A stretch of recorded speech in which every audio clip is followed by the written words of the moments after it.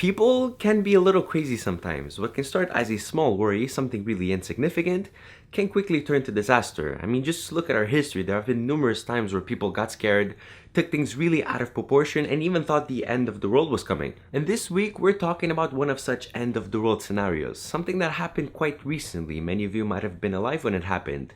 We're talking about Y2K, the time that people thought computers were going to stop working at the turn of the millennium. Welcome to Vlogs of Knowledge.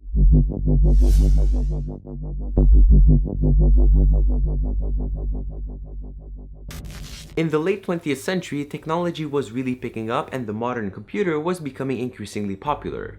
Businesses were using computers and even modern homes had computers in them. It was getting clearer and clearer that computers were here to stay. As we all know, computers haven't always been the same throughout the years. They have evolved, not only in terms of design but also in terms of processing power and memory. But one of the issues with old computers is that they had very little memory. Computer programmers were very limited when writing their code. I mean, there's only so much a computer could do. They had to try their best to find ways to save space, really to maximize every single byte. And one of the ways that they did find space was to represent the date in a 2-digit format, the date being 4 digits. So for example, 1999 was simply represented as 99. That way, whenever the computer had to represent the date anywhere, it would only have to use 2 digits, and that would save a lot of memory, especially back then. You might not think that's a lot of memory, but it was.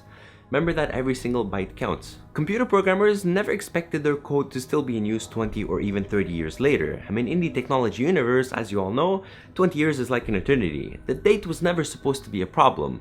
But it happened that 20 years later, the code was still being used. As early as the 1980s, some people started asking questions. They were asking, well, what's gonna happen when the date changes from 1999 to 2000? How would a computer react? How would it interpret this? Because we don't really know. I mean, it would probably, I guess, logically show the date as being 00, but how would it know that that means 2000 and not 1900? Or even 1800 for that matter? The computer has no idea.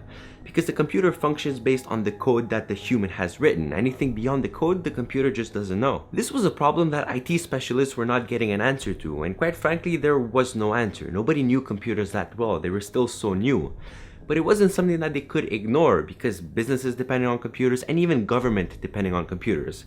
If the computers were to fail, they would take down the whole digital infrastructure with them. As the years went by, this whole notion of computers not being able to handle the turn of the millennium was being publicized in mainstream media. And eventually the term Y2K was born. And when you label something with a name, it makes it that much more real, doesn't it? Like, that's really when you have to go out and do something about it because it's no longer just a part of your imagination, it now has a name. Y2K was real. It wasn't long before people really started to believe in the end of the world. I mean, what else are you going to believe? Religious organizations were using this to their advantage, saying that they had predicted the end of the world and that people should join their cause to be saved. People were getting supplies, they were getting bunkers, I mean, you know, the usual panic stuff. Let me stress the fact that Y2K was no joke. I mean, people were really scared, and quite frankly, they had reason to be scared.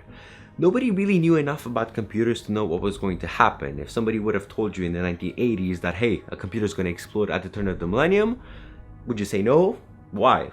I don't know. Like, you had no choice, right? You had to believe it because you didn't know any better. Banks could stop working, they might lose their records, government operations could come to a full stop. I mean, this is the government. If the government falls, everything else falls. The whole world, as people knew, it could have stopped on January 1st, 2000. As the countdown was getting closer and closer, a lot of companies started investing billions in IT specialists and computer programmers for them to come in and update the code and really make it Y2K compliant. It is estimated that around 300 billion were spent on updating the code, and half of that was spent in the United States. Is it really a surprise? Really, it's the United States. President Bill Clinton even signed the Y2K Act, which would give companies an easier time in court if they were to get sued because of something related to Y2K. Because in America, even when the end of the world is coming, you're still gonna sue somebody to try to take their money. I'm not making fun of America, it's just a different way of thinking. While the whole world was scared about Y2K, it was an international thing, the United States were the ones that were the most terrified. In the years leading up to the countdown, computer programmers were working overtime all the way up to midnight on New Year's Eve 1999. Eventually, time was up, right? You can't delay this forever. 2000 had to come sooner or later. The computer programmers hadn't finished their code and the whole world was watching. What was going to happen? Everybody was anxious. So what happened? I think we have to really talk slow here and really take a moment to really grasp all of this information because it was horrible. Two big things happened. The first thing was, get this, cell phones were deleting old messages instead of new ones. I know, that's terrible. And the worst, some computers were displaying the wrong date.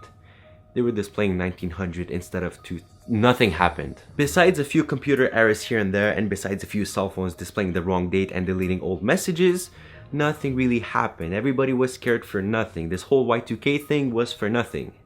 Or was it? Here's where we really have to look at the big picture. It wasn't about Y2K, it wasn't about the end of the world, it wasn't about the fact that people were scared for nothing. It was about something much bigger than that. Because of Y2K, people realized just how much we depend on computers, just how much computers have become a part of our daily lives. Y2K really made people realize that we depend on computers. I mean, sure, before that people were realizing that computers were becoming more and more popular, but it never really clicked, it never really woke them up. Y2K was the wake-up call. Businesses and even the government realized just how computer programmers, IT specialists, and anybody who knows how to work a computer was.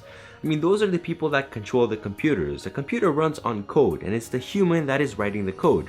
And if something goes wrong, it's only the human, the computer programmers, that knows how to fix it. And this really showed that they were important, that we need them, because our whole industry depends on computers. Is it a coincidence that Y2K happened at the height of the dot-com bubble?